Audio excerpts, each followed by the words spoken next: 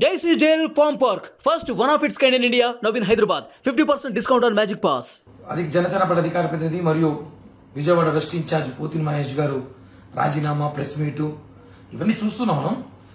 Actually నేను press meet పెట్టాల్సిన దాని మీద నేను అందుబాటులో లేను, వేరే ఊర్లో ఉన్నా కాబట్టి వీడియో వచ్చేసి పంపించాల్సి వస్తుంది.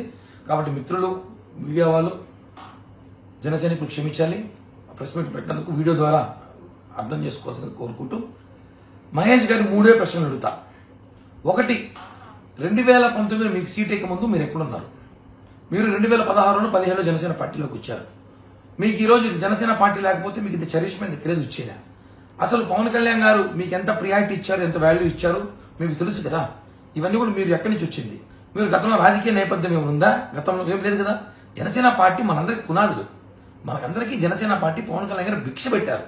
ఈ రోజు మన పవన్ కళ్యాణ్ గారు ఏదో వ్యూహాలు, ఆశయాలు ఉన్నాయి కాబట్టి అర్థం చేసుకొని పోవాలి. ఇప్పుడు నేనున్నాను, ఉదాహరణకి ప్రజారాజ్య పార్టీ నుంచి పనిచేస్తున్నా.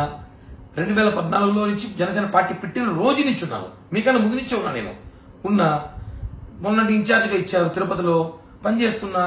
ఏదో సీట్ ఆశించా, రాలేదు. ఎవరు వైసీపీ అతను సీట్ ఇచ్చారు, దాని మీద నేను కొంచెం అలిగున్నా, నచ్చలేదు.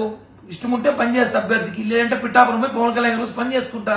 అంతేకాని ఎక్కడ కళ్యాణ్ గారి గురించి మాట్లాడను కదా. ఎందుకంటే నిజమైన జనసైనికులు అలా ఉంటారు, పవన్ కళ్యాణ్ గారి మనుషులు అలా ఉంటారు. ఏదో వైసీపీ ఇచ్చిన స్క్రిప్ట్, వైసీపీ పంపించిన 3 పేజీలు మీరు తీసుకుని చదవడము, దాన్ని బీసీ కార్డు పెట్టడం కరెక్ట్ కాదు.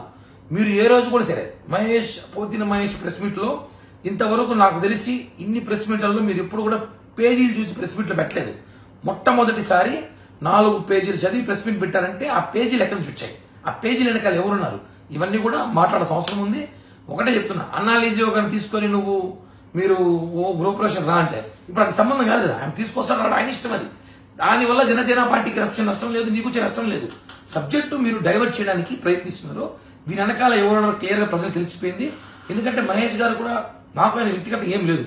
నేను ఆయన కలిసి అనేక ప్రెస్ మీట్లు వాళ్ళ ఆఫీస్లో పెట్టా. గత సంవత్సరంలో నాకు సహకరించాడు, పార్టీతో ఉన్నాడు, సహకరించాడు. ప్రెస్ మీట్లు పెట్టాం, అనేక చోట్ల మేము కలిసి పనిచేసాం, ఉద్యమాలు చేసాం, అన్ని చేసాం. ఈ రోజు కొన్ని జరుగుతూ ఉంటాయి. ఇంకా భవిష్యత్తు ఉంది, మనకి 2 నెలల మంచి భవిష్యత్తు రాబోతుంది.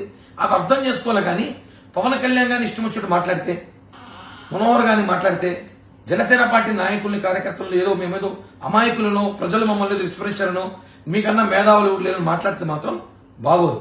మీరు పవన్ కళ్యాణ్ గారికి క్షమాపణ చెప్పాలి, జనసేన పార్టీ నాయకులు కార్యకర్తలు క్షమాపణ చెప్పాలి. లేకపోతే మీకు తెలుసు, మీరెంత ఉద్యమకారులో మీకు మించి ఉద్యమకారులు మేము కూడా ఎంత దాకా దిగుతాం, ఏమైనా చేస్తాం. ఊరికే బెదిరించేది కదా. ఆధారాలు ఉన్నాయి. ఏం ఆధారాలు?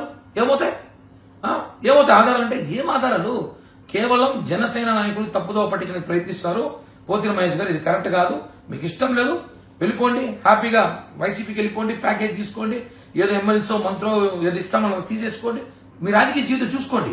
మీరు మమ్మల్ని మాట్లాడి మమ్మల్ని డైవర్ట్ చేయాలో, మమ్మల్ని ఏదో ఇబ్బంది పెట్టాలో పవన్ కళ్యాణ్ గారు మాట్లాడితే మాత్రం ఊరుకునే ప్రసక్తి లేదు. జాగ్రత్త. సుమన్ టీవీలో మీ పర్సనల్ అండ్ బిజినెస్ ప్రమోషన్స్ కోసం కింది నెంబర్కి కాంటాక్ట్ చేయండి.